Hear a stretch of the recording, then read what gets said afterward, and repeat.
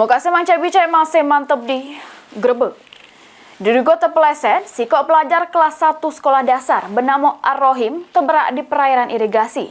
Korban akhirnya ditemukan oleh warga jeruk kondisi tidak bernyawa lagi.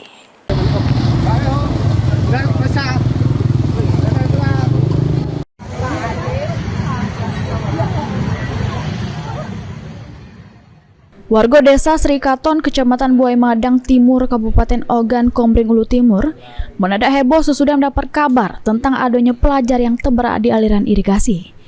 Puluhan warga pun berbondong-bondong melakukan upaya pencarian dengan menyelam serta melakukan penyisiran di sekitar lokasi korban terberak.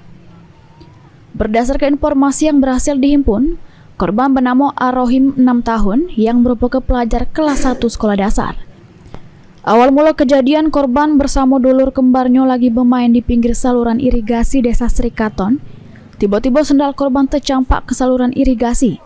Kemudian korban yang berusaha ngambil sendalnya tersebut tiba-tiba terpeleset sehingga terberak. Ya, kejadiannya kronologisnya di depan rumah makan Padang, jatuh di situ. Satu kakaknya Pak adiknya yang jatuh di situ. Nah, adiknya laporan ke masyarakat bahwa kakaknya meninggal hilang di sungai. Sekitar usia berapa tahun? Usia sekitar 7 tahun. Kelas 1 itu. Kelas 1 SD. Itu jam berapa kejadiannya, Pak?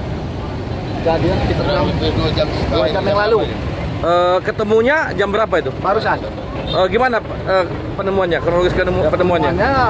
Ya udah jadi mayat, udah laku badannya. Semuanya dipakai apa tuh?